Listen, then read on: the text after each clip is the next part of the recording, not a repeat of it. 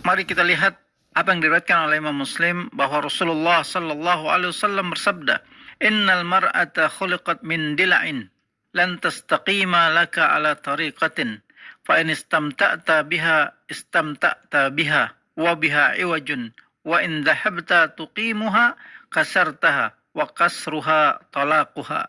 Sesungguhnya wanita diciptakan dari tulang rusuk, dan seorang wanita itu tidak akan lurus bagimu di atas satu jalan.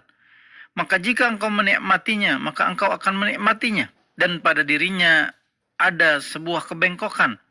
Dan jika engkau meluruskannya, maka engkau akan mematahkannya, dan mematahkan seorang wanita adalah menceraikannya.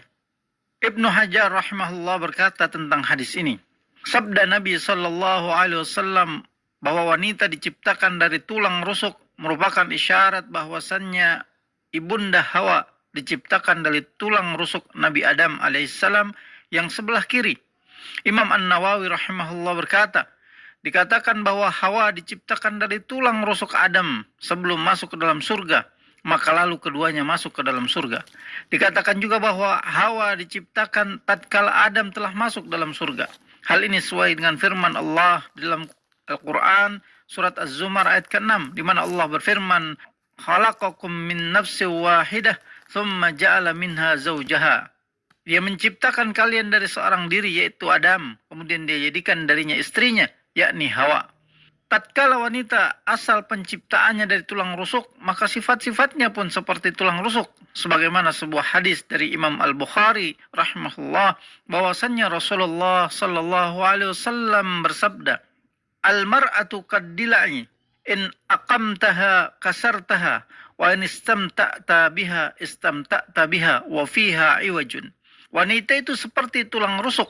Jika engkau meluruskannya, maka engkau akan mematahkannya. Dan jika engkau bersenang-senang dengannya, menikmatinya, maka engkau akan menikmatinya, dan pada dirinya ada kebengkokan.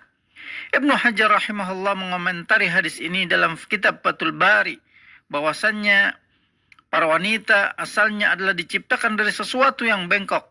Dan ini tidaklah menyelisih hadis yang lalu, bahwasannya wanita diserupakan dengan tulang rusuk. Bahkan diambil faedah dari hal ini titik penyerupaannya, yaitu bahwasannya wanita bengkok seperti tulang rusuk, karena asal penciptaannya adalah dari tulang rusuk. Faedahnya, janganlah kita mengingkari kebengkokan seorang wanita, atau isyarat bahwa wanita tidak bisa diluruskan sebagaimana tulang rusuk pun tidak bisa diluruskan. Tatkala seorang suami mengetahui hal ini, maka janganlah sampai ia mengharapkan seorang wanita itu akan menjadi lurus 100%. Karena bagaimanapun juga salehnya wanita itu, ia tetap saja masih memiliki kebengkokan atau kekurangan. Dan janganlah seorang suami mengharapkan sesuatu yang mustahil dari istrinya. Dalam kitabnya Nailul Attar, Imam Asy-Syaukani rahimahullah menuturkan, sebagai peringatan bahwasanya seorang wanita akhlaknya bengkok dan tidak akan lurus selamanya. Maka barang siapa yang berusaha untuk memaksakannya pada akhlak yang lurus, maka ia akan merusak wanita tersebut. Abu Hurairah radhiyallahu an menuturkan bahwa Rasulullah sallallahu alaihi wasallam bersabda, yang artinya, berwasiatlah untuk para wanita, karena sesungguhnya wanita itu diciptakan dari tulang rusuk, dan yang paling bengkok dari bagian tulang rusuk adalah bagian atasnya. Jika engkau ingin meluruskan tulang rusuk tersebut, maka engkau akan mematahkannya, dan jika engkau membiarkannya, maka ia akan tetap bengkok. Maka berwasiatlah untuk para wanita. Ibnu Hajar rahimahullah berkata bahwa Rasulullah sallallahu alaihi wasallam, dan yang paling bengkok dari bagian tulang rusuknya adalah bagian atasnya. Rasulullah menyebutkan ini untuk menegaskan makna akan benar-benar patah, karena pengelurusan atau pelurusan sangat nampak pada bagian yang paling atas, atau merupakan isyarat bahwa wanita diciptakan dari bagian tulang rusuk yang paling bengkok. Dalam rangka untuk menekankan atau menegaskan bahwa wanita benar-benar memiliki sifat yang bengkok, atau mungkin saja maksudnya untuk menjelaskan bagian atas wanita, karena bagian atas wanita adalah kepalanya, dan pada kepalanya ada lidahnya, dan dengan lisannya tersebutlah timbul gangguan dari sang wanita. Namun bukan berarti seorang suami membiarkan istrinya dalam kebengkokannya tanpa ada usaha sama sekali untuk mengurangi kebengkokan tersebut. Pendengar yang dirahmati Allah Subhanahu wa taala, Wajib bagi setiap kita, seorang suami, untuk mengarahkan istrinya kepada pendidikan agama dan mengamalkan perintah-perintah Allah serta menjauhi larangan-larangannya.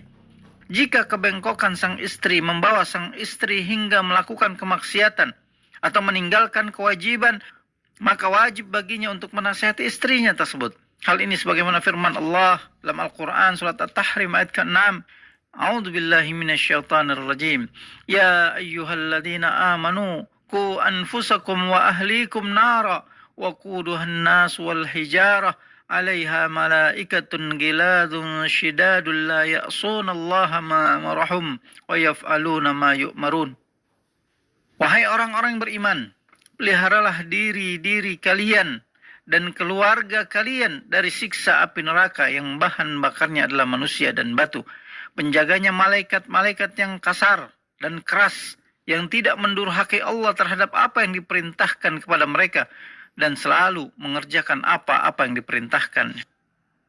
Namun ingat, bahwasannya menasihati seorang wanita harus dengan cara yang selembut-lembutnya. Bagaimana penuturan Ibnu Hajar rahimahullah ketika mengomentari sabda Nabi sallallahu alaihi wasallam di akhir hadis, yakni maka berwasiatlah kepada wanita.